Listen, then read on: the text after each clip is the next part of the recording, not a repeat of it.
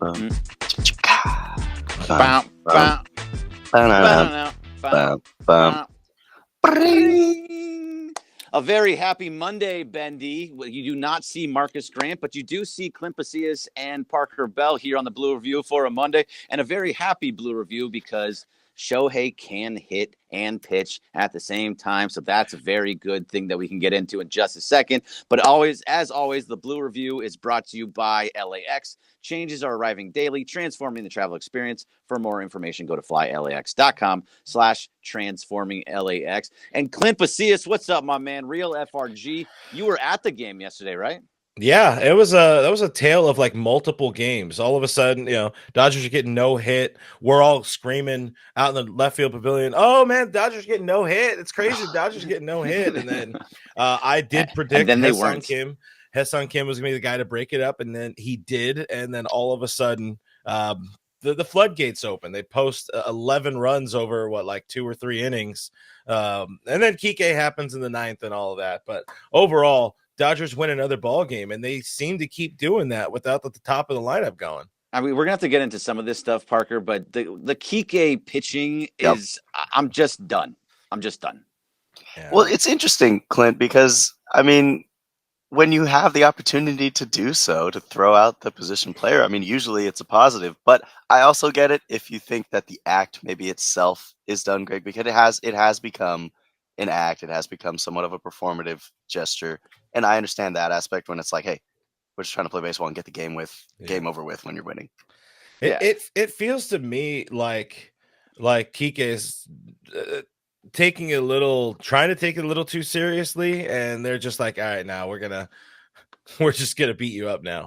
Yeah, it's not so much that I mind the position player pitching, because that's, you need to do it. You're saving the bullpen, and I guarantee you we'll get to the positive things in just a second, chat. So we'll get there. However, we got 25 minutes. We're good. But the fact of the matter is, like, this is just, he is no longer doing anything for you. He's not saving the bullpen. He's consistently giving up hits. You're having to bring in Alex Vezia. You're having to bring in guys after him to clean these things up and use your relief pitchers anyway. So it really isn't helping. Maybe try Miguel Rojas again once or twice, but the Kiké experience is done. I'm just done with the Kiké portion of it. And overall, I don't know how you feel about it, Clint. I mean, I think I'd like him just to go out there and throw up pitches, not try to get strikeouts, not try to actually hump up and throw 85 to hit strikes and all this kind of stuff. Just, find the strike zone. And he wasn't doing that yesterday. It looked from our angle, and granted, again, we were all the way back in left field pavilion, so I can't tell you how much he was getting squeezed, but it looked from our vantage point like he was being squeezed a little bit. The home plate umpire didn't want to just let the game end. But I mean, I'm knocking on the door of let's maybe move on from this idea of having to see him pitch once a week. Yeah, it's just a little bit too much. I mean, at one point, Parker, you're up so big, so that feels good. Yeah. But on the other portion of it, like, give somebody else a shot. Yeah, I agree. I mean, you got young arms, and I get that they've been taxed all season, but if they can just get the game over with in a timely manner, I'm okay with that. And knowing you have a day off today, that helps. And also, the Dodgers are the only team that get to carry 14 pitchers now because of Shohei. So, Dave, you can. Shohei is what we need to talk about, right? Because there's this whole narrative after the last time he pitched, Clint, that he can't hit and pitch at the same time. He lost it. And now look at him. He's 2 for 19 going in for this game ever since he pitched in the game. And now he pitched here and he strikes out his first 2 at bats. He can't do anything. Well, guess what? He's Shohei Ohtani, and he's going to hit a bases loaded triple, and he's going to hit a home run, and he's going to become just the guy he was. He's allowed to go through slumps. Yeah, I think that's the big thing. And we don't. It feels like a lot of Dodgers fans, including us here, I believe, on this panel, illustrious panel at 8:30 in the morning. We don't give him the grace that he deserves from time to time, because we just expect him to always be going out there hitting 330 with 60 homers and all this kind of stuff. But he goes through slumps. He gets long with the swing. He has a lot of chase in that swing, as Dave Roberts might say.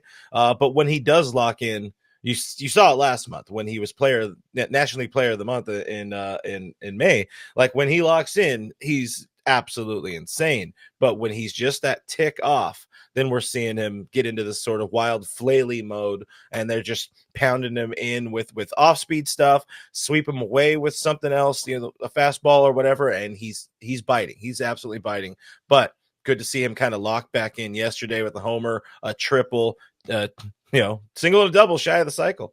Yeah, what he does, what you're talking about, Parker, is that we saw it. I think there was a one at bat on Saturday. He went up 2-1, then it was 3-1. No, so it was 2-0, then it was 3-1, and he swung and missed and just kept swinging at the ball outside of the plate, where he just was chasing every breaking pitch known to man, and that's what happened in that. Have you been seeing kind of the same thing, Parker? Just especially have you seen him as an Angel fan, as with the Dodgers now? Does he go through these things pretty consistently? Yeah, no, that's a great question. He does. I mean, it's just the part of Ohtani's game that he does get overly aggressive at times, and he may start the weekend off slow. And then he has those momentum builders that literally push him into some of the best months we've seen in baseball. And yesterday may have been that, the superstar performance, where you see the pitching, you see the offensive side with 5 RBIs. You will end up seeing eventually some sweepers that get him on the outside, and he's like, but Ohtani is Ohtani, the unicorn for a reason, and that's why we want to talk about these positives. What he did yesterday is just a glimpse. You're only seeing 1 inning, where his second outing, of course, and he's building up into more. That is something that is just a fraction of what you're going to see. You may end up seeing those 2 home run games after he pitches 5 innings. We're getting closer and closer, boys. Yeah. Yes. See, that's gonna be crazy exciting. Imagine, because before the game, the way I saw it, Clint, was that he was supposed to go 2 innings, and then he only went 1. And then after the game, Dave was saying that, the plan was always to go 1, which is that whole Dave Roberts, I'm going to tell you something, it's not real kind of situation. Yeah. But he did pitch much, much better in this outing than he did last one. He seemed to be able to find the plate more often. Yeah. He had his off-speed stuff was being more, he was attacking the plate more often from what I saw. I don't know how you're at the game. It's a little bit tougher to see sometimes, but what were you seeing? Yeah, I mean, I would say that's the correct word, attacking the plate, because his first outing, you could definitely tell there was a lot of adrenaline in there. He was yanking pitches. Here, it seems like, 2 different teams as well, Padres versus the Nationals. Nationals got some good hitters at the top of that lineup, but, he could have very easily gone 1, 2, 3 and reserved maybe a few more pitches for a second inning on the field if Mookie, the sky was tough at Dodger Stadium. So I don't really blame Mookie for that kind of very difficult play. He's not even an outfielder anymore. So, you can't brutal. Expect him to get that play. But yeah, you saw a lot more, I think, conviction and strike ability with Shohei in the second outing. So you love to see that, love to see him keep trending. But what I do want to ask you, gentlemen, is it seems like him batting leadoff after pitching in a home game is tough, because they're not even letting my boy get into the dugout to get a drink of water. He can't go talk to Dave. He can't go talk to Mark Pryor. He's just sitting there like, hey, Santa's stuff. Give me my stuff. All right, we're going. But he's going to do it. He's going to strike out a side, and then he's going to hit a home run in right away. That's going to happen at some point. Maybe not this year, but it's going to happen at some point. Yeah, and I know that Dave did mention over the weekend that there is some realm of possibility that we do see a change in the lineup in terms of Shohei's, pitching, and then maybe going to that second spot, similar to what he did in Anaheim. I don't know how you feel about that, Greg, because I know you enjoy keeping him there. Yeah. And this is the smallest of sample sizes where we saw him just run over, not even get a Gatorade, and just have to put his gear on. It is a small sample size, but maybe that's something that you might enjoy, Greg? So we started talking about this a little bit last week, and Mookie Betts is he is struggling. He's on the struggle bus, and it's been for a long time. This is not just this year. This is not just a month. This is now over 600 at-bats. This is a full year's worth of Mookie Betts being basically average or slightly above average. The way that Mookie Betts is, he's one of the best players in the game. He's one of the top 5, top 10 players, wherever you want to put him. He needs to be better than this just in general. So moving where he was his best over, which is where I'm kind of okay with him. Maybe on the days he pitches, where he's at his best is batting in that number one leadoff spot. That's always where he had been at his best. That's where they tried when they got Mookie. They tried to put him in the 2 spot to start off. It didn't work out. I think it was Trey Turner that was there. Yeah, Trey went 1 and Mookie went 2nd, and they're like, that's it. We got to flip those. Do you remember the 20 season where Max Muncy was leading off and Dave was just like hell bent on not changing it until he did for like a couple weeks in? Yeah, that's weird. I think it's perfectly fine. I see Parker just somebody threw the poll in the chat Graham? there. It's like, thanks, Graham. Should Ohtani hit second in the lineup? I would say yes, but only on the games when he pitches. Yeah, totally with that. On the games that he pitches, that's Parker, I got you. Was it you, Parker? No worries. Okay. Graham's setting up our Travis and DeMarco, but I just wanted to give Graham some credit, give him some love. We love Graham around here. He deserves all the credit. Yes, exactly. But so that moving Mookie to the 1 spot in those ones, I think I'm okay with, Parker.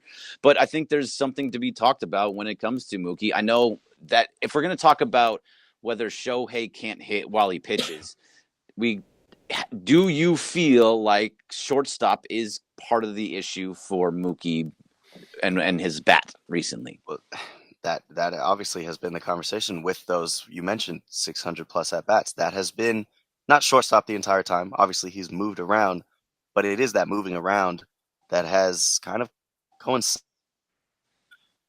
Listen, still, like you said, and I think like many believe, a top 25 player in the league. You can maybe even go lower. It's a very interesting subject that I think we're going to have to watch as we get towards the All-Star break, especially if they do tweak things a little bit with Shohei.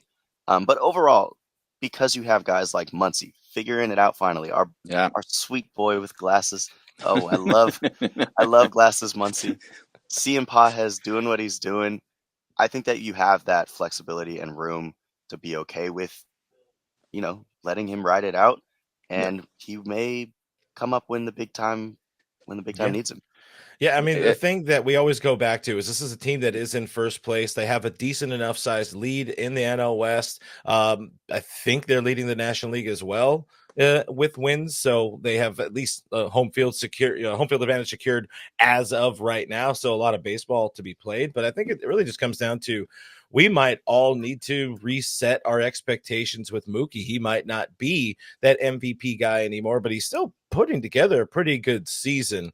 All things told, I mean, I think he's trending towards like a 4.5 WAR season as a shortstop. He's been mostly pretty good at the position, and my argument is there's no obvious replacement, like just not pounding on the door to be like, no, I should be playing shortstop. Like Tommy Edman has the bad ankle. I don't know if Ha-Seong Kim is necessarily a shortstop. There's nobody really ready to steal that job away. So it might not hurt. Just let Mookie either try to figure it out or accept the fact that what we see, maybe slightly above what we see, is who Mookie is now. So I think it's the latter. I do think it's because nobody's trying to move Mookie at a shortstop at this point anymore. Yeah. It's not like, obviously his bat's important, but Mookie has played a really, really good shortstop this year.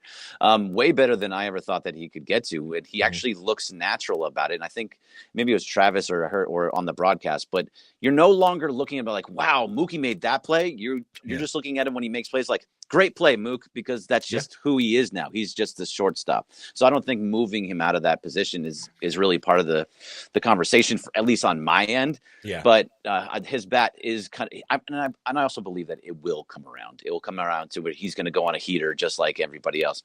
Now, the other guy that I'm kind of feeling, Clint, that is not doing too well, I'm not sure what it is. It could be the rib, it could be the ankle, but Freddy Freeman, he knows it. He's going through it.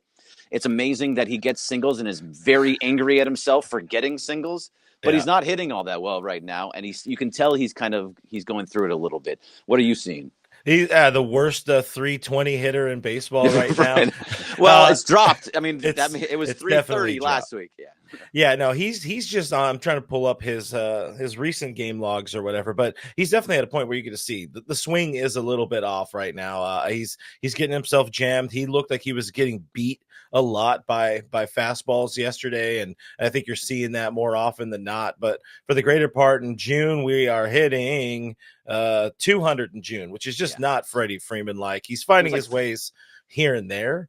Of course, like you said, kind of chipping in some hits. They aren't the cleanest of hits, and he's not proud of himself for some of the hits, but he's going to find it. He's going to lock back in. I mean, we're at a point where we actually saw Dave Roberts give him a day off, which is unheard of to think of with Freddie Freeman. But he's somebody I would say I'm more worried about, Mookie's hitting in the lineup than Freddie's hitting in the lineup. That's where I'm at. Yeah, no, yeah. Mookie, I think Freddie's going to figure it out. I mean, that's going to be something that he's going to do, Parker. But it is something that he was hitting, I think, 400 in May and now 200 in June. So this is an extended slump for him. Kind of. Yeah. It's funny you mentioned the worst 320, and I see the chat reacting to that, just being like, how is that possible that those two words can even be related? But it is in Freddie's, Freddie terms. He has given Dodgers fans, honestly, reasons to believe that could be true, because you are just expected to be. I mean, he is going to be the all-star, but at the same time, you expect it to be like, all MLB level play all the time with Freddie, because he's Mr. Consistent at this point.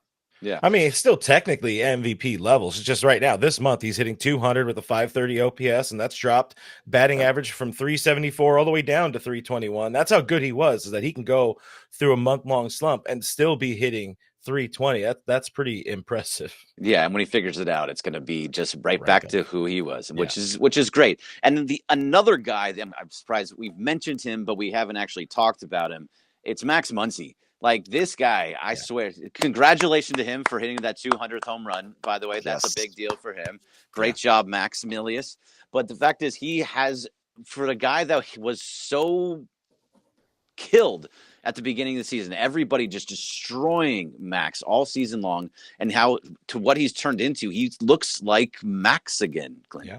Yeah, no, this is legitimate Max Muncy. This is a slugger. This is it's not America's slugger, because that's I think that's Will Smith. But honestly, Muncy is the guy who's kind of the saving grace for somebody like this team, giving a long run to Michael Conforto and to kind of bailing out the struggling top of the lineup. Because if they didn't have Muncy and Andy Pages doing what they're doing, like, they would really be struggling this month. But those guys have been massive run producers. And Muncy, I mean, have a game, kid. 2 homers, 7 runs batted in. He felt real good about his ball game. I think everybody at Dodger Stadium felt real good about his ball game. But it's very nice to see, like what you were saying, Greg, like, you start the season bad, everybody wants to bury you, and you're just crawling out of this hole all season long. But that's done. Same with Andy Pages. Like, those early season struggles, that's a completely different part. That's last year at this point. Like, we are back. We are all the way back, and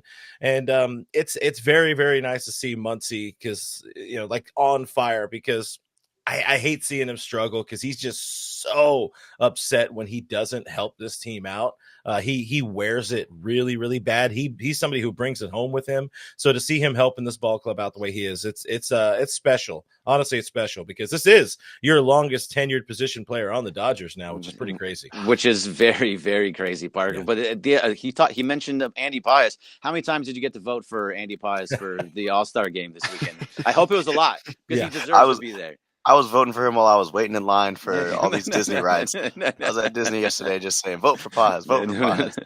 But on the Muncy topic, it's beautiful seeing him admire dingers again. Nobody does it better than Muncy in terms of admiring home runs. And now you're seeing it with those like blue shades. It's even better now. It's cooler. But Pages, I think, Greg, we got to talk about his recent performance in just this month of June in general.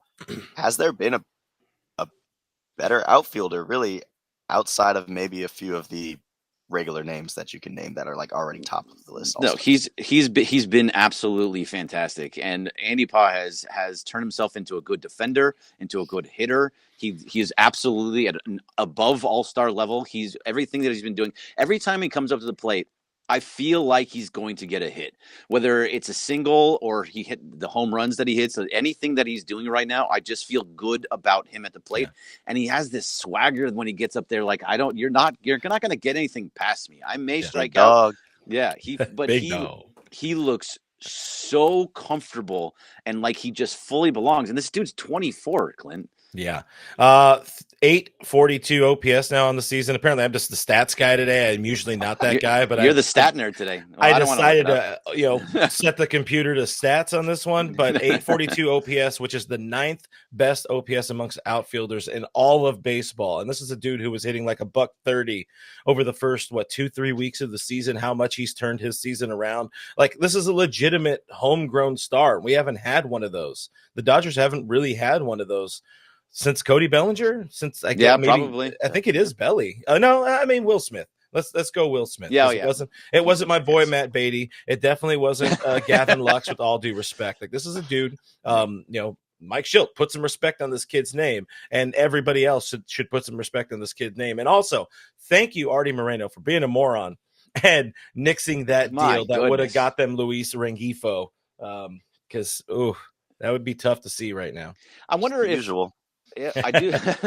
As the resident Angel fan, I wonder if he would turn into, there's always that conversation about whether a guy would turn into this person if they were on another team, because I don't know if Andy Pages would actually be this guy on the Angels, because he really credits Teoscar Hernandez for how he's turned it around, how his advice and all those just working together with Teo. And so I don't know if he does become that guy down there, Parker. It's your team better. I think that's the team where guys go to die. So he 100% wouldn't. He is.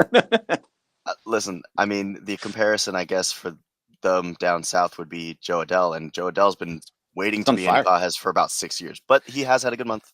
Yep. We don't need it. But I mean, it's not Red Review, so yeah. I was gonna say, I'm glad you brought him up, because Joe Adell was the first name I thought of, where if he had like an adult around him that actually cared, he could probably be a good ball player. But Joe Adell, as we dip into Red Review here, like, he's never really had anybody around him to really lean, put their arm on his shoulder and be like, look, it's going to be okay, kid. Just, play, have some fun or whatever. But that's what you get with the Dodgers. Dodgers go out, this front office goes out and specifically finds the type of people that are, one, going to be good for the offensive line and all that kind of stuff, stat lines, I should say, but also in that clubhouse and in caring and team bonding and all that kind of stuff.